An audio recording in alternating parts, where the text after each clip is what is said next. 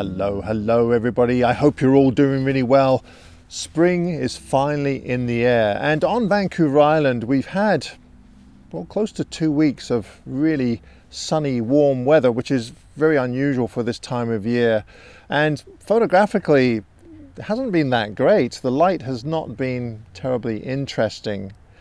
And now today I'm actually in my back garden, and the reason why I'm in the garden is I thought I would challenge myself to see what I could come up with to photograph. Now, we do have a bit of a flower garden here. My partner Karen, she's been working on it for about 2 years now. So the plants are relatively new. They haven't really established, and it's still a little bit early, so there isn't an awful lot flowering right now. Now, just to give you a bit of a background history about myself, some of you may or may not know that before I started my YouTube channel, I was actually in the garden industry, and I photographed gardens pretty much full time for magazines and publications right across Canada and some in the States for over 20 years. So I have a pretty good knowledge about photographing gardens, and to be honest with you, it's very similar to photographing the landscape. So the garden photography was pretty much my bread and butter work, whereas the landscape photography and nature photography, which I've been doing for the same amount of time, was more or less more of a hobby and something that I just liked doing on, in my spare time. But of course that's changed now, and I'm doing that full time. So I try to adapt myself to the environment. Now this garden, it still needs an awful lot of work, and there isn't a lot of flowering, but I thought I'd challenge myself, and I'm just going to go around and look for just little vignettes or little areas where I might be able to photograph. I think it's a great way to practice your craft. I've come across some great bark patterns on this young arbutus tree that we have growing in our garden here. This was actually a tree that was here when we bought this property, and I think it might have just been an accident. I don't think it was planted by anybody on purpose. It just seeded itself, and we've just kind of let it grow. The great thing about arbutus trees is they have this beautiful bark, and it starts to peel, has a nice red color, and then the underlying bark under here is a really great yellow color, so it's a great contrast. Now, as far as taking close-ups, I used to have a couple of macro lenses. I had a 105 macro and a 200mm, which were fantastic lenses for this type of work, but I sold them a number of years ago because I actually never used them. And the advantage to a macro lens is that you're able to go pretty much from 1:1 and all the way back as far as you want to infinity, so you have that huge range of distance and things that you can zero in on with just one lens. With this zoom lens, this is the 24-120.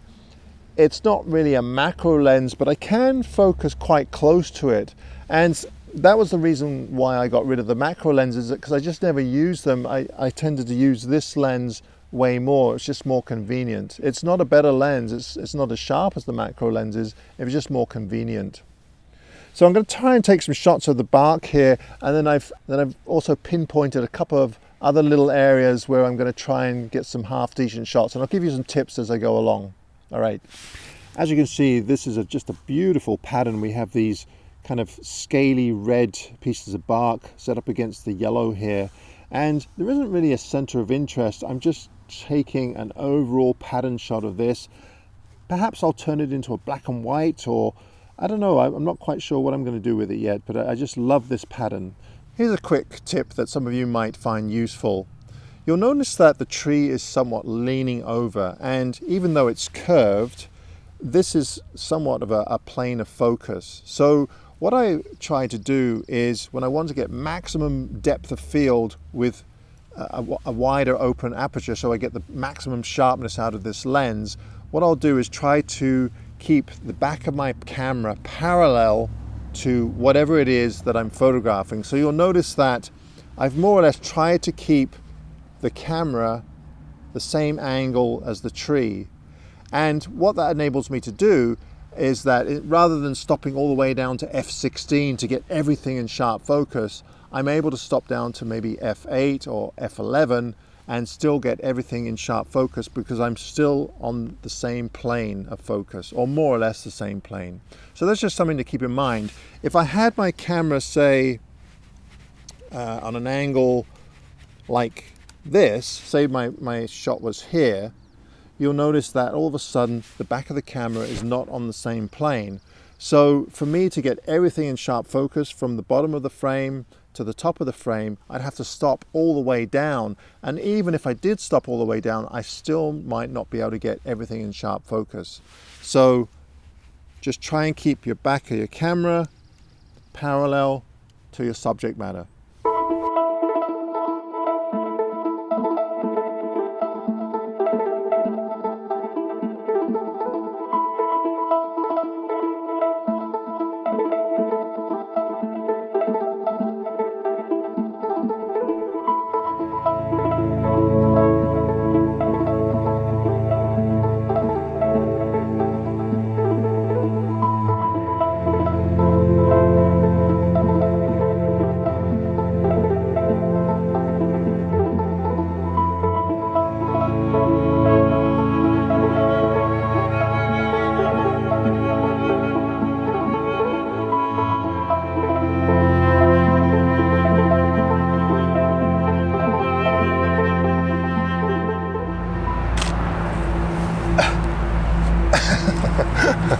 Okay, well, this is great. So, you know, after looking around for some time now, there are some spring flowers starting to come up.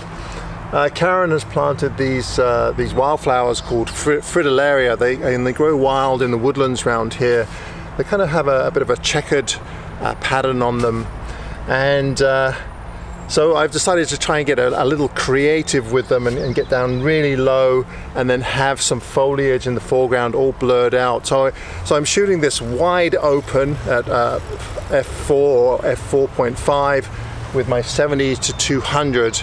And again, with this lens, I'm able to get focus in quite close to it. That's the good thing about some of these modern lenses, is that you can focus much closer than you used to be able to with the older lenses.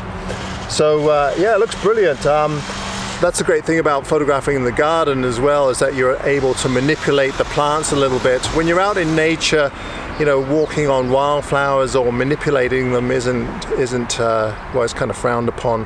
But when you're in your own garden, you know, you can pretty much do anything you want. So what I've tried to do is some of these plants, I had to move them a little bit, so you can either bend them slightly, or in this case I'm just getting some of this bark mulch and using it as a prop to prop them over to one side. So what I've tried to do is I've focused on one fritillaria, and then there's 3 or 4 others that I've tried to blur in the foreground.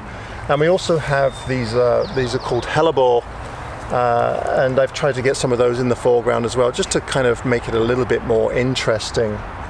You'll notice that my tripod goes extremely low, and this is what I was talking about with the center column.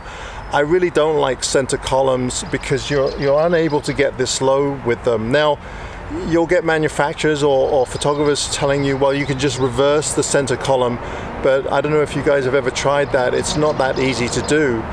The problem is that you'll have 2 legs on either side, so you can point your lens towards something, but then the back leg kind of gets in the way of looking through your viewfinder or on the LCD panel at the back. The other thing is if you happen to have a camera that has an LCD panel that flips not only horizontally but vertically as well, that'll make your life much easier. That's the only problem with the Nikon here, is that this D850, even though the LCD panel flips out this way or horizontally, it doesn't flip out vertically. So for me to get down, and I have to get down and dirty and look through the viewfinder more or less, because there's no real advantage to me having the flip screen out here, because I still have to get low to be able to see it.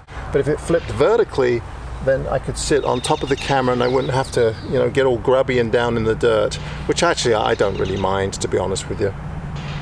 Right, I've got this shot. I'll show you that right now, and then we'll try and move on to something else. Let's see if we can find anything else in this garden. All right.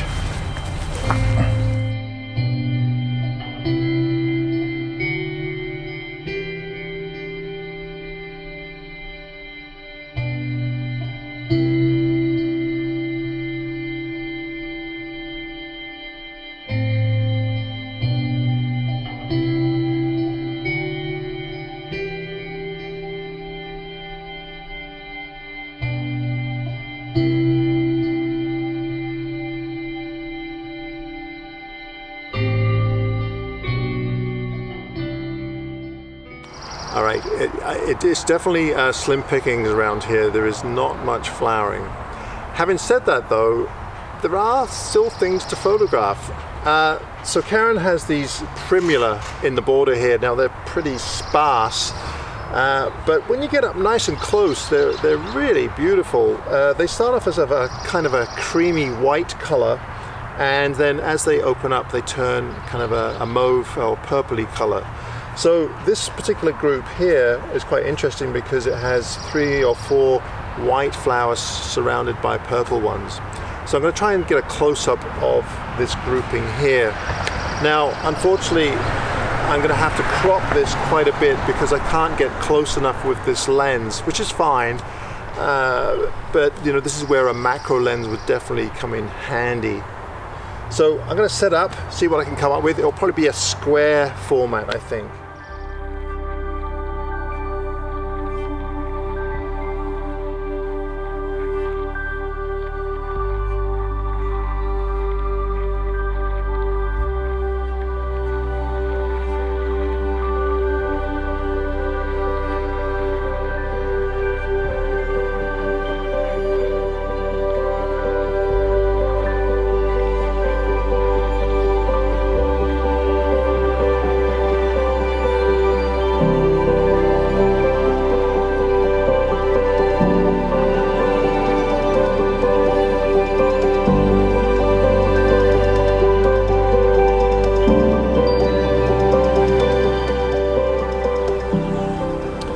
This is really pretty. This is a flowering currant, and these grow up and down the coast of British Columbia. Not quite as flowery as this one. This is actually a garden variety, but they look very similar to this. So what I'm doing now is I'm trying to get a little bit more artistic with my flower photography. When I was doing the editorial stuff, we didn't have an awful lot of opportunities to get too artistic with it. They just wanted a straight shot of a plant, or I mean, I could use a little bit of artistic merit with my photography, but you know, if I wanted a blurry bokeh background, or you know, wanted to kind of get all kind of romantic about it, then they shied away from those images. So that's what I'm doing here. What I'm doing is I have a long lens, 70-200, and I have it at its minimum focusing distance, which is 1 meter, and I'm just going in and out with the red in the front and trying to zoom in on perhaps some of the flowers in the background, so we have this beautiful red or pink kind of misty feel in the foreground. And also in the background there's some blue flowers on the ground here, and I'm able to get those in the background as well, so we have a nice contrast with the pink and the blues. As far as f-stop, I'm wide open at f4, so depth of field is really shallow. Just want everything to be blurry except for perhaps you know, 1 or 2 flowers. So what I'm doing is I'm just trying to find a composition. Once I found something, I probably could handhold it. I can get a fast enough shutter speed, but I like to set up my tripod just so that I can finesse it a little bit.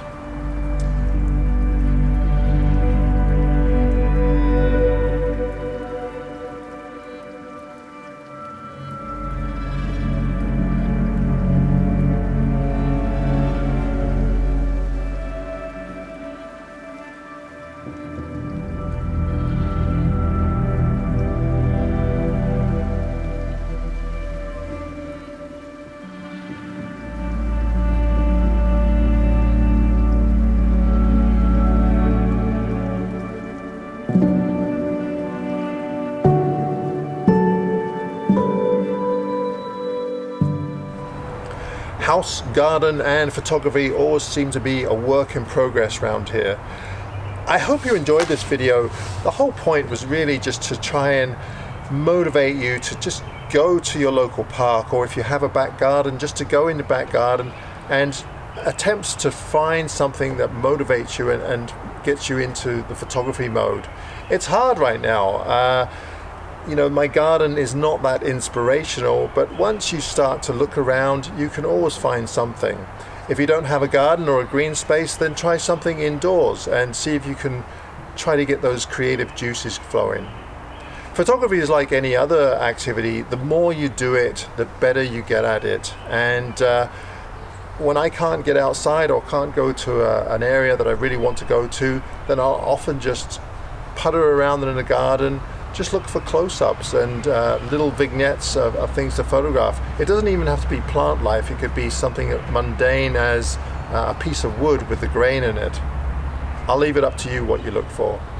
I hope you enjoyed this. Please be sure to give me a thumbs up if you did. And as always, if you enjoyed the content of my channel, be sure to subscribe. All right, everybody, until next week, bye for now.